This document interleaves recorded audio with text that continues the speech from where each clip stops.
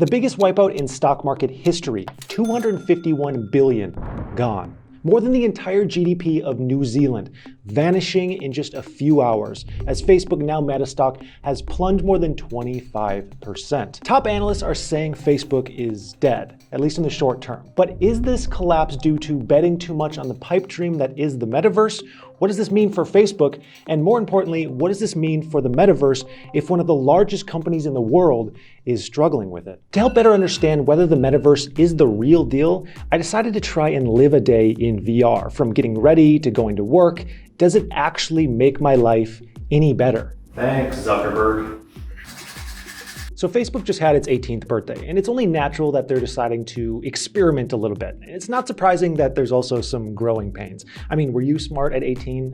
I know I wasn't. Listen, that child is going to be a pro athlete. I was out illegally riding mopeds 3 up on a college campus, and surprise, surprise, I dropped out at the end of the year. So Facebook has realized that they can't be Facebook forever. They need to be bold and take a huge risk if they want to succeed in the next chapter of late-stage capitalism. And what's more bold than attempting to build an entire virtual universe for the world to live in? I mean, it kind of makes sense. Millions of people already work from home, and it's a whole lot cheaper to build a virtual office than it is a physical one. But do humans actually want this? As exciting as it is for a company to effectively own the universe, their earnings report wasn't so exciting for investors. That's what started this whole debacle. For the first time in this company's history, Meta saw a drop in daily users, a decrease of 500,000 people. Now, sure, this is only a drop in the bucket compared to their total daily users of 1.93 billion, but it's a decrease nevertheless. It's not the growth that this company is used to. Then we combine this decrease in user growth with a few other factors that are making investors wonder if Facebook will be the next MySpace. Cool once, but ultimately irrelevant. Apple made it a whole lot harder for Facebook to make money, a change that will lose Facebook $10 billion in 2022. This is because of something called ATT, App Tracking Transparency. The thing is, Facebook makes its money, and a whole lot of it, from targeted advertising. Apple's privacy policy change makes it so users have to actually opt in to be tracked by ads, something basically no one does. And then we have the supply chain disruption. Something funny happened this year. Shoppers decided to shop for the 2021 holiday season much earlier than usual, and they did this in order to avoid problems with shipping delays and lack of available products. Basically, they were thinking ahead of time so they could have Christmas on Christmas. Because of this, advertisers front-loaded ad spend earlier in the year and spent less later on. This is even the case for YouTube, where ad rates are now down about 30%. And because of that, I would like to say that this video is sponsored by Coinbase. Coinbase is the best platform for those looking to get into the crypto space, for the absolute newbies. With Coinbase, they make buying and selling cryptos as easy as humanly possible. I still use Coinbase to this day as an on-ramp to get my money from my bank to more advanced protocols. It's a great starting place for crypto users. And using the link in the description, you'll get $5 free just for making an account. Now, back to Facebook. This is only the beginning of the concerns. Digging into this, you can see it makes more sense how this company could have had the largest value drop in history. Facebook is losing younger audiences to platforms like YouTube and TikTok. And while Instagram is still popular for younger crowds, in their earnings report, Facebook said they're heavily focusing on Reels in an attempt to increase appeal even more within Instagram. It's funny to me how Facebook was originally just a networking app for college students, and now it's mostly used by older people who don't know appropriate emoji etiquette. And it's my guess that this is the whole reason for the metaverse jig in the first place. The Zuck sees the writing on the wall. People simply won't think any one site is cool forever, so you have to innovate if you want to stick around. And not only are we unsure if this shift to the metaverse is going to work, we don't even exactly know what the metaverse even is. Is it living your whole life in VR, or are we technically in some kind of metaverse where most of our work and free time is already spent online? Am I speaking to you in the metaverse right now?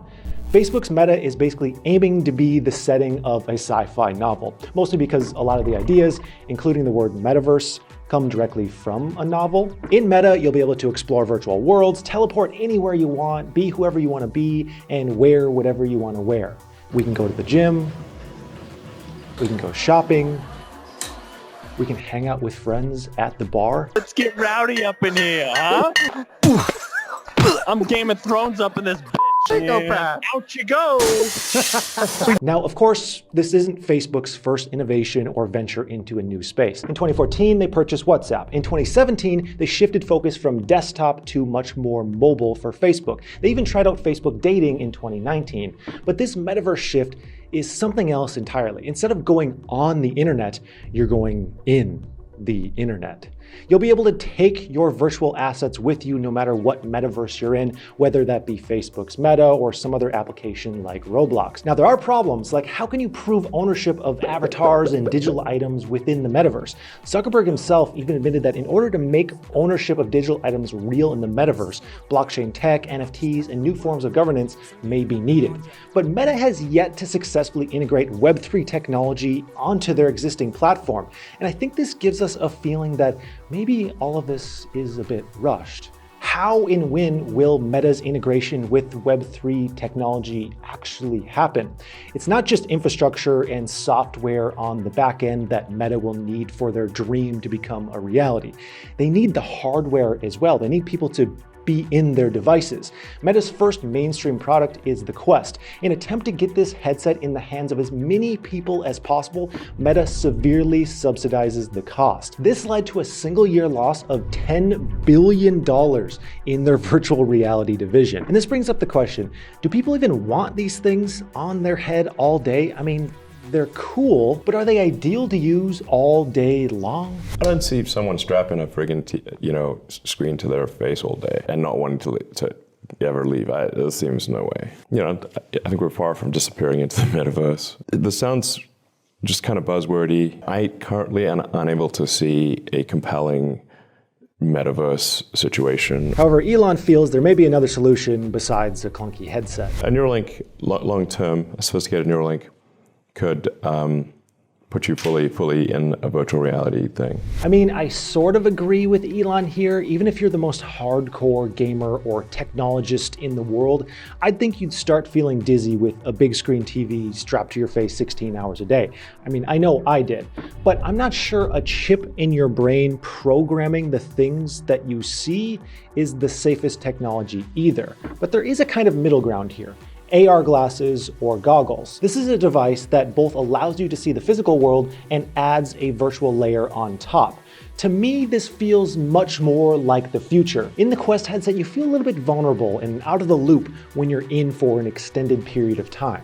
There are already steps in the direction of AR technology. Google has attempted this, Apple is rumored to be working on something, and of course Meta is investing in AR tech as well. But we seem to be a bit further away from this technology really taking over. In the fall of 2021, Facebook and Ray-Ban released Ray-Ban Stories, these kind of AR glasses that let you take pictures, videos, record conversations, and listen to music. The point is, we're a little ways away from putting on a pair of sunglasses and seeing true augmented reality. And it won't be easy. We need better hologram displays, projectors, chips, batteries, you name it, it needs to be better. You need to basically fit an entire computer and more into a pair of normal looking glasses. It's not an easy task. So at current state, Facebook may have some trouble selling their vision to the normal person, at least until the entire experience is seamless. Yes, you can work at a virtual desktop in VR, but it's a bit limiting. Yes, you can socialize with people, and as fun as it can be, it doesn't really replace reality just yet. I mean, let's be real. This technology is exciting. When you put on one of these headsets for the first time, it's impossible not to be amazed with how it looks. Then you play your first game and you think, wow, this is the future. But in my experience, it doesn't take long before your focus starts shifting. It starts shifting away from how good the technology is to how good the technology could be at some point in the future. It's surprising and fascinating at first, but then you realize there's still a long ways to go before you would actually want to spend all day in VR. I mean, the fact is, Meta doesn't fully have a functioning metaverse just yet, one where you can live, play, and work in total comfort that's better than real life. I guess that's kind of the goal. And this brings us back to the question of what the metaverse even is. I mean, some say that this happens with a brain chip. Some say it's a VR headset. I say we're in some kind of metaverse right now with me talking to you through a screen. If you take Zoom calls for work, that could be considered the metaverse. If you own an NFT, you could already have a metaverse avatar. In some ways, we're already there. In others, we're years away. So Meta, one of the largest companies in the world, is taking on the metaverse and having a bit of a hard time. Does this mean that their vision for the metaverse is an unrealistic pipe dream?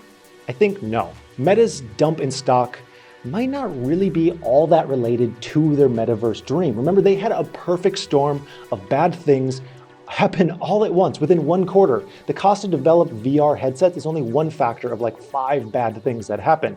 And this is far from the end of Facebook, nor is it even the first time Facebook has fallen a little bit short. This is the third time the company's missed its quarter in almost a decade of being public. Today, for all of the risks we've been talking about this name, all the concerns about the metaverse, whatever else you want to think about, it still remains one of the largest advertising platforms on earth with billions of users. I think there's a valid point here. Just because Meta is now building a full-blown virtual universe for people to live and work in, it doesn't mean that people are going to stop using regular old Facebook, what's driving all their revenue and profits in the first place. Even if you don't personally use Facebook, just think about these numbers. It's hard to even picture it. Almost 2 billion people use Facebook daily. That's a quarter of the global population. The idea that people will all of a sudden stop using Facebook because of this dump in stock price, it's not going to happen. The average Facebook user doesn't care what the stock price is. Now, if we were to see Facebook's user base decline significantly multiple quarters in a row, this would be a totally different conversation. Because of this, many are looking at current prices as a wonderful buying opportunity in a profitable business with a metaverse moonshot kind of built in. But what about my experience for a day in the metaverse? While I am optimistic for this technology long term, I don't think that this is something we're 6 months away from cracking. This is a long-term play. I think we're 5 or more years away from headsets that truly create the VR experience that we want. I feel the real step forward will be in smaller headsets and more AR capability where you're doing more to interact with the real world in front of you with a layer of kind of metaverse built on top. No matter what, we're becoming more and more of a digital society. That's no surprise. And that trend isn't going to stop. If VR can become what it dreams to be, this seamless extension of the real world, then I think we'll see mass adoption. If that doesn't happen, we'll see something else entirely take its place. From here, I would like to introduce you to my own kind of little slice of the metaverse, my Patreon community. There we have built the biggest and most valuable finance community on the entire planet. There you'll find daily live streams on stocks and cryptos, research reports, articles, a beginner-friendly private community, and so much more. Make sure you grab a spot linked in the description below. I would like to thank you so much for watching, and I hope you have a profitable day.